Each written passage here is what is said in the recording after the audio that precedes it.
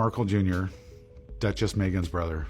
Yeah, in the early 80s, when these parties were going on, they were at our Woodland Hills house.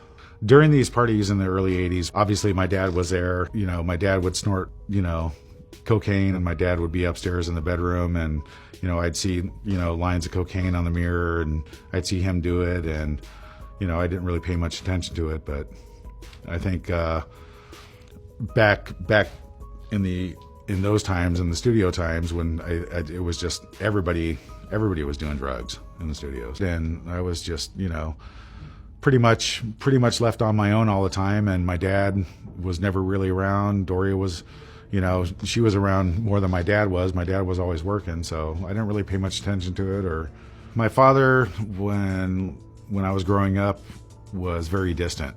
He wasn't around very much at all. His work schedule, he just wasn't there. It was mostly my mom raising us all the time, but when my dad was around, he was just quiet and secretive, and he didn't really want to be bothered much, and there was always like a big secret side to him. He always had a locked door somewhere, but most of the time he was always grumpy. First time that I knew my dad went to Thailand was in the early 80s when he was married with Doria. He went for a couple of weeks, and I just remember it so well because when he came back, he gave me some pretty amazing, what they call Thai sticks.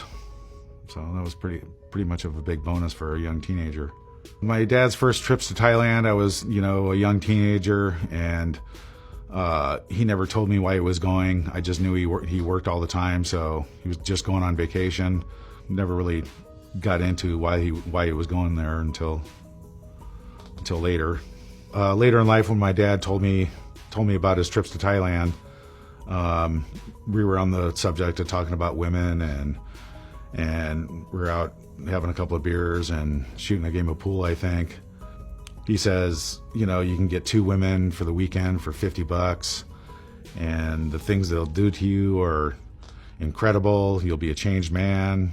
I kind of left it at that and didn't want to talk about it anymore. And I just know of a couple other times that he was talking about going over there. So he said, something about dental work and surgery and whatever, all kinds of stuff you could get over there done really cheap. I know he's been over to Asia 3 times. First time to Thailand, second time to the Philippines, I think. He talked about going back to Thailand or the Philippines or both. But he goes for a couple weeks at a time. So when my father talked to me about, the girls on the trips to Thailand, it was disturbing, and I didn't want to discuss it any further with him. Of course, Doria would know that he went to Thailand. For what? She probably wouldn't know, but, judging by their fighting and their arguing and stuff, maybe she found out, but that's just speculation. I really don't know. Could have a reason why they split up. Maybe not. Who knows? Some of my dad's and Doria's fights were pretty horrendous, pretty loud, a lot of yelling and screaming. I didn't really want to listen to it, and I just pretty much blocked it out, especially with Meghan in the house. I didn't really want to be there. I think the first time my dad went to Thailand, Meghan was a toddler. I think she was still in diapers. And yeah, so she was in the house. She was in the picture then. All my mom really told me about my father back when I was a little kid in Chicago was that, working at the studios back then was almost like being a celebrity. So my dad would stay out and not come home for a couple of days. He'd come home a little wasted when he did drink back then.